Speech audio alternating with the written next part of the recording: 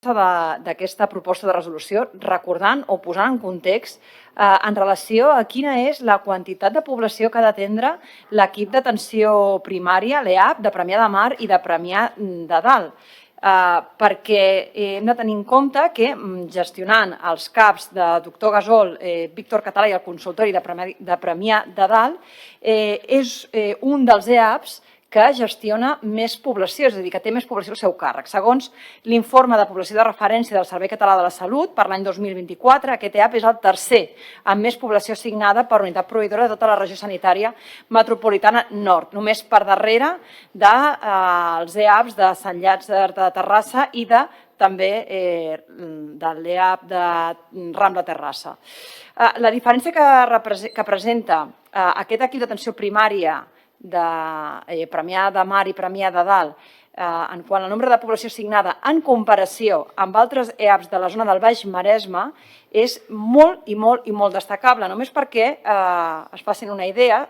aquest EAP de Premià de Mar i Premià de Dalt té al seu càrrec 38.821 pacients, mentre que els de Ronda Cerdanya Mataró tenen 20.000, la Riera Mataró 19.643, el d'Argentona 18.499 o el de Masnou 26.766. És una diferència notable i això es tradueix en la qualitat assistencial que reben les usuàries, els veïns i veïnes de Premià de Mar i de Premià de Dalt, que només disposen d'un punt d'atenció continuada urgent els dies laborables, però de 8 del vespre a 8 del matí i els caps de setmana i festius al CAP Doctor Gasol. Actualment, els veïns i veïnes de Premià de Mar i de Premià de Dalt veuen com s'ha cronificat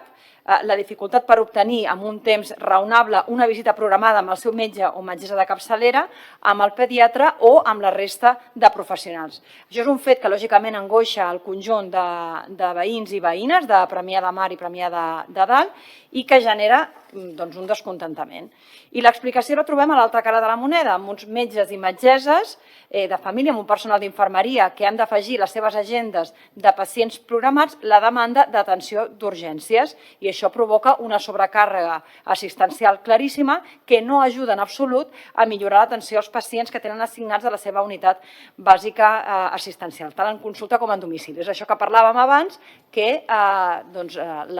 l'accés, l'accessibilitat es veu totalment afectada en el sentit que per demanar hora perquè et vegi el teu metge de capçalera quan no és una visita urgent, doncs t'has d'esperar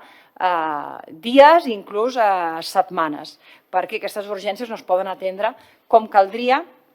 en els CAPs i, a més, si no, acaben a les urgències hospitalàries. A més, hi hem d'afegir, amb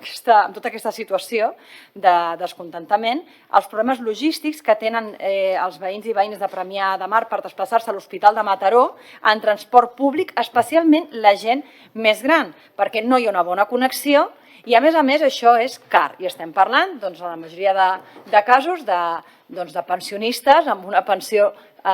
molt minsa de 900 euros. Per tant, no és un problema menor en absolut. La realitat, per tant, és que la dimensió de l'equip d'atenció primària de Premià de Mar i Premià de Dalt, tant en nombre de població assignada com d'espais físics a gestionar, genera tot aquest malestar i descontentament entre les usuàries, que fa anys que denuncien. També ho han denunciat els propis ajuntaments de Premià de Dalt i Premià de Mar i es dona la circumstància que el passat 31 de gener l'equip de govern municipal de Premià de Mar i la plataforma per una sanitat de qualitat es van reunir amb el gerent de la regió sanitària de Barcelona Metropolitana Nord i la directora dels serveis territorials de salut a la regió. I el que es va dir en aquesta reunió és que, malgrat hi ha marge de millora, els serveis que proporcionen aquests CAPs estan dimensionats a les necessitats reals dels veïns i veïnes. Nosaltres considerem que aquesta valoració no s'adequa a la realitat i, per tant, és per aquest motiu que presentem aquesta proposta de resolució que voldríem recordar que recull la literalitat dels acords aprovats per unanimitat amb una moció que es va debatre a l'abril a Premià de Mar i que, insisteixo, es va aprovar per unanimitat. Les propostes són la reconversió de l'atenció continuada als municipis de Premià de Mar i Premià de Dalt en un punt d'atenció continuada obert les 24 hores en les mateixes instal·lacions del CAP Doctor Gasol, perquè ja hi ha la infraestructura adient i, per tant, això requereix la dotació que pertoqui de professionals. Això milloraria l'atenció continuada urgent i, per tant, evitaria aquests trasllats innecessaris al CUAP de Mataró o a les urgències de l'Hospital de Mataró. En segon lloc, la proposta és la de millorar la gestió dels recursos humans de l'equip d'atenció primària i d'assistència a la població en atenció programada amb els seus metges de referència o amb el seu infermera de referència. El tercer és iniciar les gestions per tal de garantir aquest transport gratuït pel col·lectiu de jubilats i jubilades del Maresme que tenen com a referència l'Hospital de Mataró. I després proposem 2 punts més, iniciar un treball conjunt amb els ajuntaments de Premià de Mar i de Dalt per tal que puguin col·laborar activament en la creació i foment d'aquests grups de teràpia i suport al CAP de Víctor Català